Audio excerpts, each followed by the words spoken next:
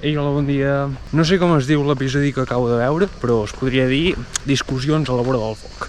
Perquè, bueno, ha sigut tot el rato tots allà amb rotllana, parlant dels seus punts de vista.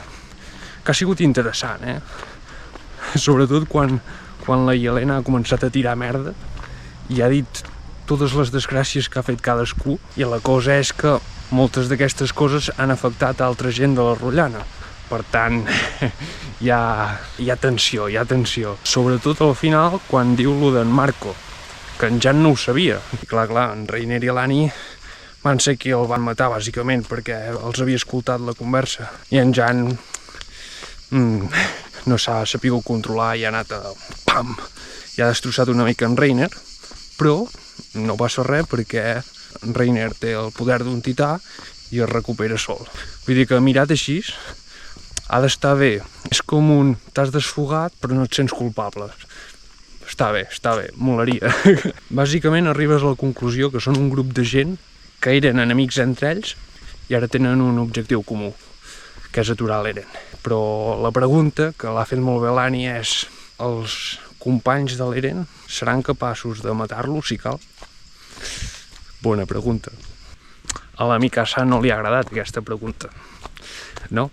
I m'ha fet pensar en què teníem un combat pendent de veure, no? Tanto, hi va haver-hi una lluita Mikasa-Annie, i no en sabem res.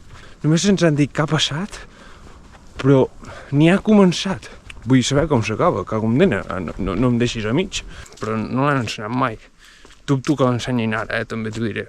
Ah, i s'ha dit una frase molt bona. El general marlaià aquell té dubtes, perquè no entén que un grup de dimonis vulgui sortir del paradís per anar a salvar un món que els vol matar. Que és com contradictori, perquè si no fessin res viurien feliços i tranquils a la seva illa, saps?